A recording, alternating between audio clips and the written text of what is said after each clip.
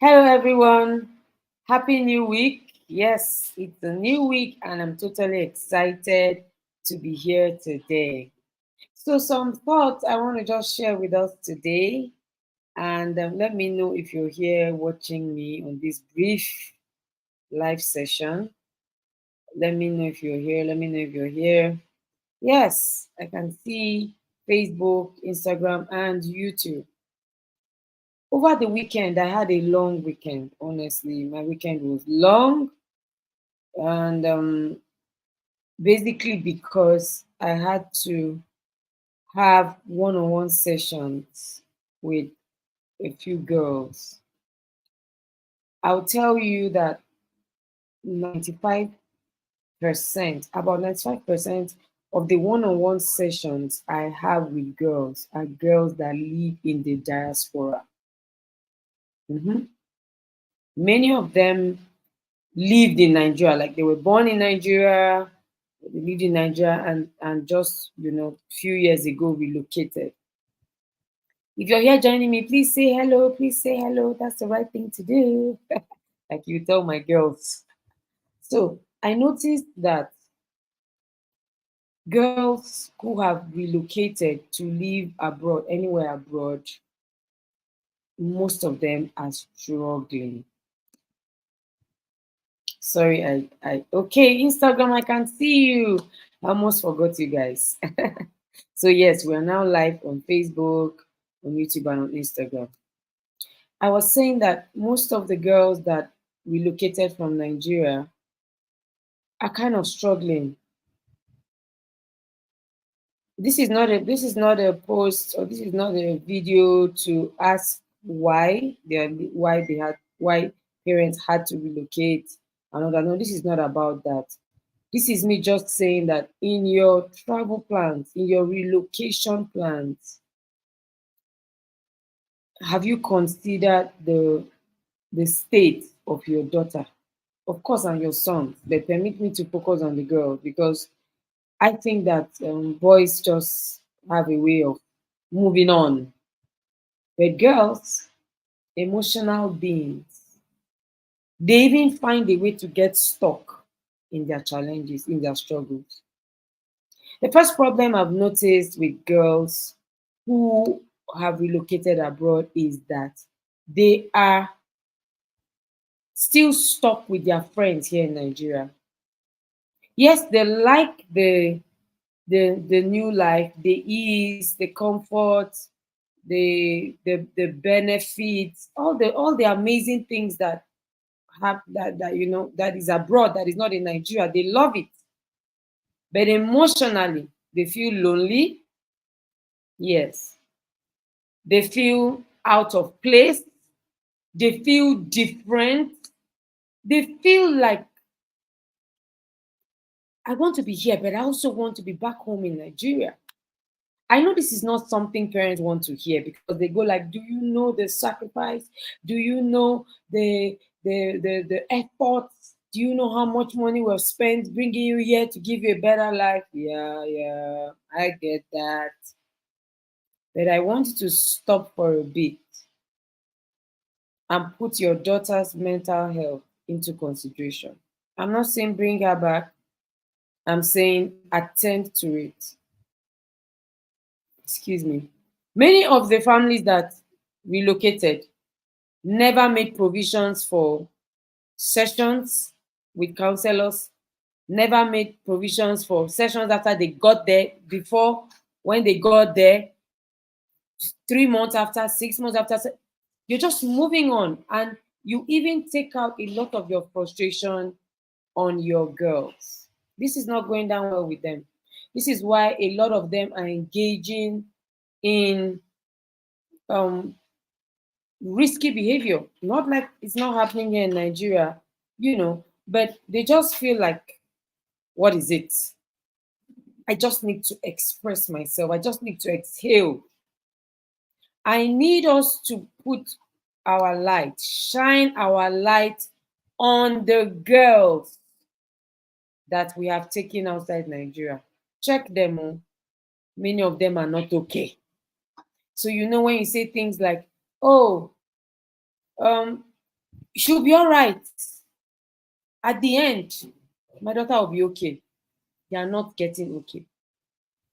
Over the coming days, I'm going to be sharing with us some of the feedbacks I've gotten from these girls when they are, you know, when when they just want to share the burden that they have with me. I'm not doing it to judge anyone. I'm just saying to you, watch out, watch your girls. And for those that are planning to relocate, please, before you leave, let your girls be mentally prepared. Do you know that even the way we live has an effect on girls? I know a girl some years back. She went to school, came back from school. She was not told she was relocating. The next morning, she was woken up from sleep around 4 a.m. Pack your things, we're leaving Nigeria now. Like, she cried from here in Nigeria to where she landed. She didn't sleep in the plane, nothing. She cried till she got there. She was crying for hours.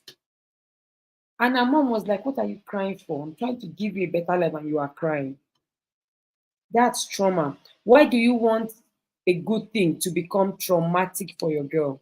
Why do you want something that God has blessed you with to become a source of pain for your daughters? Why do you want it to become a burden? Because you're not able to adequately prepare. Yes, of course, they are going to seek for negative attention because in their minds, I don't get, I'm not important, I'm not in the picture. So I might as well do what I like. At least you guys are going to notice me. You don't give them a chance to say goodbye to their friends. You don't even tell them so that they are mentally prepared to face new people. Do you know that girls would rather stay in a school where they are bullying her than go to a new school? Have you ever thought about that? Why? She's not excited to make new friends because she's coming out of her comfort zone. You knew you were going to leave Nigeria, you knew you were going to relocate. You could have started prepping her. You'd have started upping her social skills, her self-confidence. You could have prepared her for it. There's a particular girl in the girls' hall. One of these days, I'm going to post her video. She relocated last year. This girl has been, her parents have been developing her for about 3 years. I remember that when Witima has just started about 3 years ago, her mom used to buy books. This girl used to read so much that by the time I saw her video, her testimonial at the girls' hub, I was not surprised. She's so stable. She even made a comment and said that in her school in the UK, the teachers are always asking her, "Are you sure you're from Nigeria?" What's the meaning of that? It means that Nigerian girls are always acting naive. Nigerian girls are always acting like unaware, unaware. That's our former president used to say. Nigerian girls are always acting like the whole world is on their head. Nigerian girls are always acting disadvantaged. But she's different. This girl did a video, and I was like, ah, she's just 9. But she didn't just appear in the UK. Her parents, especially her mom, had been prepping her mind, prepping her brain, prepping her body, everything. If you see the way she talks, she can't be bullied anywhere in the world. Anywhere in the world. You can't just get up. Your child doesn't like reading. Your child doesn't like knowing. Your child doesn't like researching. Your child doesn't like learning. Your child is just doing things anyhow. We call it in Sanganama. That's the Calabar part of me, yeah? And then you just wake up. And then you just say, no, we now live in the UK. It is for your own good. How? This girl is going to step into that place. The culture shock is going to shut her down. And then you start saying, I don't understand. After all I've done for you, you want to disgrace me, you want to embarrass me. Sorry.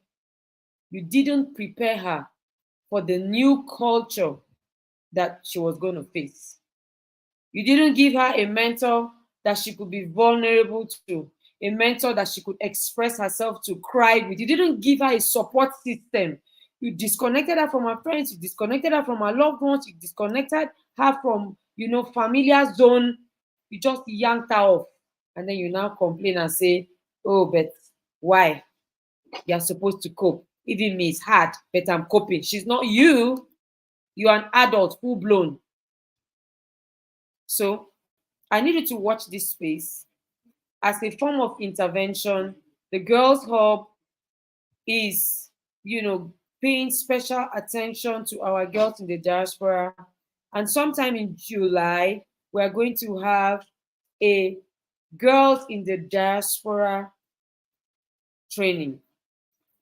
Girls in the Diaspora training. Start tagging all your friends and loved ones who are raising girls that live abroad, who are raising girls that will soon go abroad. While you're working on it, that's the way we sound. Oh, we're working on it. We might soon be relocating. Get your girls into that conference. Get your girls into the Girls Hall. The Girls Hall is almost overtaken by the girls in the diaspora. There are so many of them there. And many of them are finding stability. Many of them are finding the support that they need. Girls thrive in communities. Forget it. You see all this, me, I grew up alone and I'm fine, I'm okay. Don't even bring it with your girls. Some of you might want to even go back and ask your girl, do you want to go back to Nigeria? You'll be shocked. You'll hear yes. You're like, what? Nigeria, there's no light. Nigeria, insecurity problems. That's your business. Or some of them are going to be like yes and no. Immediately you hear one part of no, just know that she doesn't want to hurt you. That's why she's saying yes and no. But if you allow her have her way, she wants to go back. She wants to go back. But it's fine. I'm not saying you should bring them back. I'm just saying embrace support. That's why we are here. Every time I'm having a session with a girl, I have this material. Please, if you're in the diaspora or if you're parenting a girl, you need this journal. It's the Empowered Girl Journal. This journal was an intervention for girls. I had at a particular weekend again, sometime last year, sometime in November, I had these back-to-back sessions with girls in the diaspora, and some of them will be crying. There was a particular one, by the time the girl was done, I was in tears. I broke down. The next day, I just shut down. I went on a retreat. I said, God, how can I help these girls? These girls are struggling. And the idea, the concept, and the template for this Empowered Girl Journal came. The thing about this journal is it's not just you writing anything. There are prompts. We prompt you on what to say, on what to write. The other day I saw Coach Wendy teaching, with this resource, because she had also been journaling some thoughts about herself. I was so impressed. I was so excited. I have a copy myself. My two daughters have, and all the girls in the Girls Hub have their copies. I want you to get this. It's also on Amazon and it's here. We can ship to you anywhere in Nigeria, anywhere in Africa, we can ship to you. The thing about this journal is that it helps you express yourself. It helps you unburden. I listened to that child, expressing herself, and I knew that she needed help. She needed to just pour out how it was exactly that she was feeling. So please kindly get this. I see somebody say LFC Worry represented. God bless you, madam. Thank you so much. Well, don't even let me go back to my experience in Worry. It was really a great one. So yes, please get this Empowered Girl Journal for your girls and for yourself. This journal is going to walk you through to building your confidence, to increasing your worth, your esteem. The other day, somebody shared a picture of what her daughter had journaled. And the question for that day was, what have you done recently that you feel very proud of? Do you know what she wrote? She said that I was invited to a party, a secret party, and I was able to tell my friends no without feeling bad. And I went, yippee, yippee, yippee. I was so excited to read that. That is a milestone for her. That is a milestone even for me, who is her mentor. Because at the end of it all, if your daughters know how to stand up for themselves, then they are well on their way to building a very healthy self-esteem and high self-confidence. So yeah, watch out for that program coming up in June for girls in the diaspora. And of course, registration for the Girls Hub 2025 is already on. You just need to book your daughter's slot with as low as 10K. Book that slot. We can let you have the books and resources that the girls this year are reading. Yes, that's a good place to start. You can get the journal for them. You can get the books they're reading. Just let your daughter build herself. Let her grow herself. She's 6, she's not too young. She's 9, she's not too young. She's 14, she's not even too young. Of course, she's not too young. Yeah. Any questions before I go? Any questions? Yes, thank you so much for having me, Worry. I had such a beautiful time in Worry. I didn't want to come back. Like seriously, my husband and my children were like, "What are you talking about? Can you come back home?" Thank you, Worry. I felt the love. I would love to come back again and again and again and again and again. God bless you so much. Any questions before I leave? Any questions, especially if you live in the diaspora? If you were once living here and you're now living there, you have any questions, anything you've noticed about your daughters, this is the time to shoot. This is the time to ask. Don't sit down there and say, oh, haters are going to come for me. This is the destiny of your daughter we are talking about here. This is the life, the essence, the core, the reason for you to have a girl is for her to fulfill purpose. So if she's struggling, then we need to actually do something about it. So I don't see any questions. That means that we're all fine. I want to say thank you everyone for joining me. Appropriate, just quickly, you just hopped in. I really do appreciate you. I see you, Geliola. I see you, Fit Clean, Nukwa. I see you. Sorry if I murdered your name. Okay, Kelly. I see you, Izida, Diva. I see you, my prayer partner, Folake.